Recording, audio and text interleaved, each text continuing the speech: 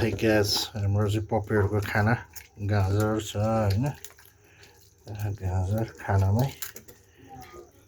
सेलाउन राखेको मासु अब तिनटा म मामदिन लाग्यो यिनीहरूलाई अब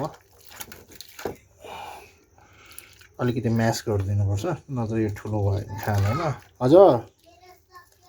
हो गुड बोय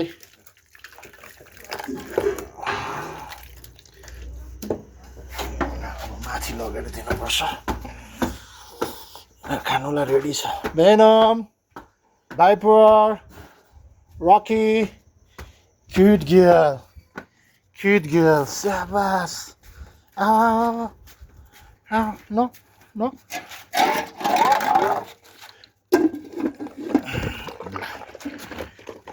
चाहिँ अब बेलुकाको रातिको खाना मजाले एकदम मिठो मानेर खान्छ है गाजर पनि एकदमै राम्रो हुन्छ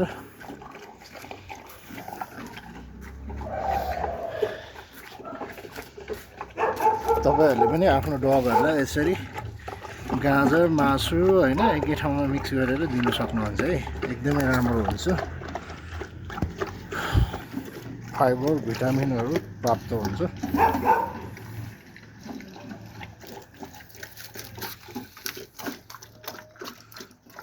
बिस्तारी नपोखाइकन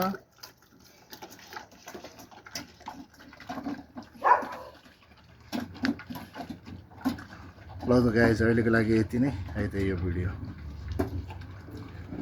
म जोनी सोर्स एन्टी ब्रिडर ब्लानिन कन्ट्रोल धानबाट यो भिडियो चाहिँ यही रोके तपाईहरुले पनि आफ्नो पपीहरुलाई यसरी नै दिन सक्नुहुन्छ है हस् त धन्यवाद।